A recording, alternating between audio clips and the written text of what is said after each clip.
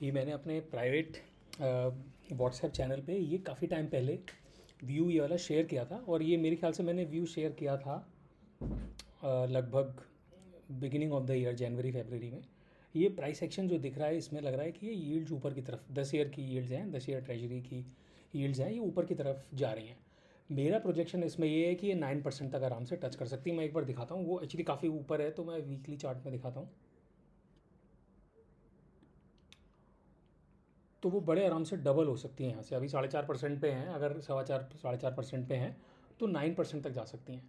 अब ये देखने में लगेगा यार ये कैसी बात कर दी, ये इतना ज़्यादा कैसे जा सकती हैं। तो मैं थोड़ा सा लॉन्ग टर्म का डेटा दिखाता हूँ, तो लोगों को क्लियर हो जाएगा कि जो मैं बात कर रहा हूँ वो कोई ऐसी बात नहीं कर रहा हूँ। अगर हम ये देखें कि हिस्टोरिकली ये 1 साल का चार्ट है, 12 महीने का, तो ये 15-16% तक रह चुकी हैं यील्ड्स, लॉन्ग टर्म यील्ड्स।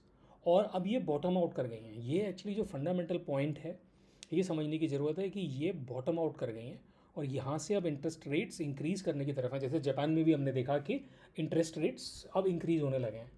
तो अब जो इसको बोलते हैं ना कि एक long term debt cycle, long term जो साइकिल थी बॉन्ड्स की, वो अब चेंज हो रही है। तो अब ये जो है वो बेसिकली बियरिश साइकिल में जा रहे हैं, बॉन्ड्स गिरेंगे और जो यील्ड्स हैं वो बढ़ेंगी।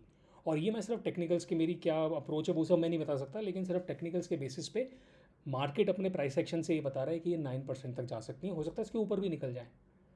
तो अब इसके कौन सी, मैं मोटी बात तो यही शेयर करना चाहता था कि इसमें ये डबल हो सकती हैं। और मैंने एक्चुअली काफ़ी 2 महीने पहले ये शेयर किया था, और तब से जो है प्राइस एक्शन, जैसे आप इसने एक नया हाई बना दिया तो प्राइस एक्शन और कोरॉबरेट कर रहा है।